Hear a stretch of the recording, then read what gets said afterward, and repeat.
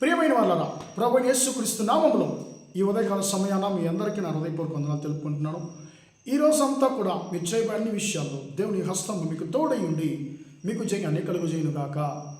పాత నిబంధన బలులలో ప్రభువైన యేసుక్రీస్తు యొక్క శిలువ మరణం అనేటువంటి అంశం మీద మనం దేవుని యొక్క వాక్యాన్ని ధ్యానించుకుంటున్నామండి గత రోజులుగా. ఈరోజు 5వ బలి, చివరి బలి అయినటువంటి అపరాధ పరిహారార్థ బలిని గురించి మనము ధ్యానించుకుందామండి. ప్రేమ బిడ్డలారా, మనము ఇంతవరకు 4 బలుల గురించి మనము మనం ధ్యానించుకొని ఉన్నాము. సర్వాంగ దహన బలి, నైవేద్య బలి, సమాధాన బలి, పాప పరిష్కార బలి, 5వది అపరాధ పరిహారార్థ బలి.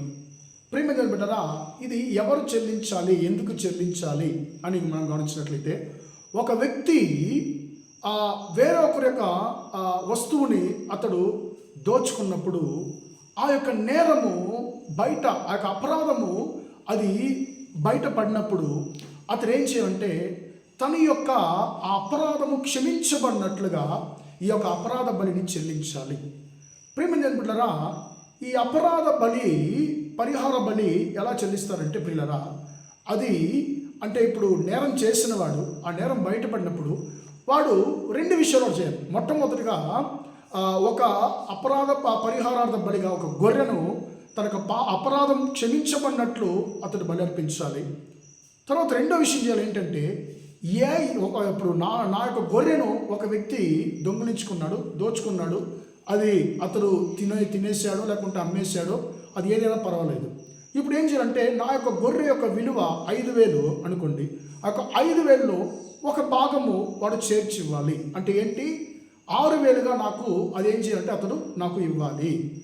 ప్రేమ బిడ్డలారా, అప్పుడు ఈ యొక్క అపరాధ పరిహారార్థ బలి 3 విషయాలను ఇది సరిచేస్తుంది.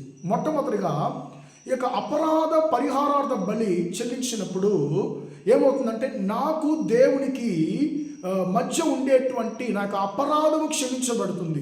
ఎందుకంటే నేను ఇప్పుడు నా అపరాధాన్ని బట్టి దేవునికి ముందుగా నేను దోషిగా ఉన్నాను, అపరాధినిగా ఉన్నాను. అప్పుడు నాకు అపరాధము క్షమించబడి నేను మళ్ళీ దేవుని ఆరాధించాలంటే ఈ యొక్క అపరాధ పరిహార బలిని నేను చెల్లించాలి. 2వది, ఈ యొక్క అపరాధ పరిహారార్థ బలి చేసే రెండో విషయం ఏంటంటే, నాలో ఉండేటువంటి ఆ యొక్క బాధను, అరే నేను పొరపాటు చేశాను, నేను నేరం చేశాను అనేటువంటి ఉన్నటువంటి ఆ యొక్క మనస్సును నాలో నుండి ఈ యొక్క అపరాధ పరిహార బలి తీసివేస్తుంది. 3వదిగా, నాకు ఆ ఇంకొక వ్యక్తి తన యొక్క గొర్రెను కోల్పోయినప్పుడు ఆ వ్యక్తికి నాకు ఉన్నటువంటి ఆ యొక్క ఐక్యత కూడా మళ్ళీ సరిచేయబడుతుంది. ఎందుకంటే అతని యొక్క గొర్రె యొక్క విలువ కన్నా నేను ఒక భాగం ఎక్కువ ఇచ్చాను కాబట్టి అతడు నాతో కూడా సమాధానం అయిపోతాడు. ప్రియమైన బిడ్డలారా, ఈ 3 విషయాలను ఈ యొక్క అపరాధ పరిహార బలి చేస్తుంది. ఏంటి, మనకు దేవునికి మధ్య ఉండేటువంటి ఆ యొక్క ఐక్యతను సరిచేస్తుంది. మనలో ఉండేటువంటి ఆ యొక్క తలంపును, అంటే నేను పాపి అనేటువంటి ఆ యొక్క బాధను తీసివేస్తుంది. 3వదిగా, నాకు ఇంకొక వ్యక్తికి మధ్య ఉండేటువంటి ఐక్యతను కూడా ఇది సరిచేస్తుంది. ప్రియమైన బిడ్డలారా, అపరాధము, పాపము వీటిరెండిటికి ఏం తేడా అంటే ప్రియులారా, నేను ఒక విషయాన్ని నేను దొంగిలించాలి అని అనుకునేది పాపము. అది ఎప్పుడు అపరాధముగా మారుతుందంటే, దానిని నేను క్రియగా చేసినప్పుడు నా యొక్క ఆ తలంపును నేను క్రియలో జరిగించినప్పుడు అది అపరాధంగా మారిపోతుంది.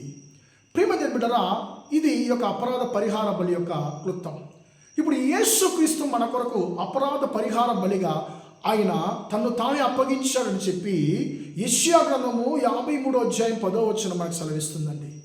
యేసయ్య ఆయన తన్ను అపరాధ పరిహార బలిగా ఆయన ఏం చేశాడంటే ప్రియులారా, తన్ను తాను ఆయన సమర్పించుకున్నాడు.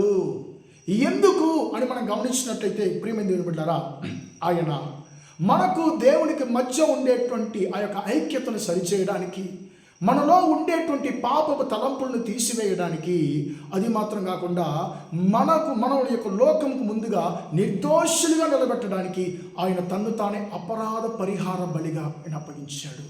ప్రియమైన దేవుని బిడ్డలారా, నీకు దేవునికి మధ్య ఉండేటువంటి ఐక్యత యేసు యొక్క అపరాధ పరిహార బలి ద్వారా సరిచేయబడి ఉంది. నీలో ఉండేటువంటి పాప తలంపులు యేసు యొక్క అపరాధ పరిహార బలి ద్వారా తొలగించబడి ఉన్నాయి. నువ్వు యొక్క లోకానికి ముందుగా నేను నిర్దోషులుగా పరిశుద్ధులుగా నిలబడి ఉన్నాం. కారణం ఏంటంటే యేసయ్య తను తానే అపరాధ బలిగా ఆయన అర్పించాడు. ప్రేమ చేయబడ్డారా, యేసుక్రీస్తు యొక్క శ్రమలను జ్ఞాపకం చేసుకుంటున్నటువంటి ఈ రోజుల్లో యేసు యొక్క త్యాగాన్ని మనం తలంచండి. దేవుని స్తుతిద్దామండి, ప్రార్థన చేద్దాం. ప్రేమగల తండ్రి, దయగల దేవా, ఇంతవరకు ఈ మాటలు విన్న మీ బిడ్డలను దీవించండి, ఆశీర్వదించండి. మా కొరకు అపరాధ పరిహార బలిగా తండ్రి నిన్ను అప్పగించినటువంటి తండ్రి ఈ మహాకృపను బట్టి స్తోత్రమయ్యా. మమ్మల్ని నీతిమంతులుగా మార్చా, పరిశుద్ధపరచడానికి స్తోత్రమయ్యా. తండ్రి స్తోత్రమయ్యా. నీ యొక్క చిత్తంలో మేము నిలకడగా ఉండి తండ్రి, నీకు ఇష్టం లేని క్రియలకు తండ్రి మమ్మల్ని దూరపరచుకొని పరిశుద్ధులుగా ఉంటున్నాను కృప దయచేయమని.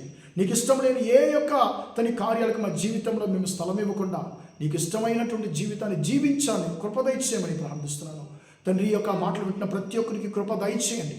ఈ రోజంతా మీ బిడ్డలు చేసే అన్ని విషయాల్లో ఆశీర్వాదాన్ని కలుగు చేయమని యేసయ్య నామమున ప్రార్థిస్తున్నాను తండ్రి.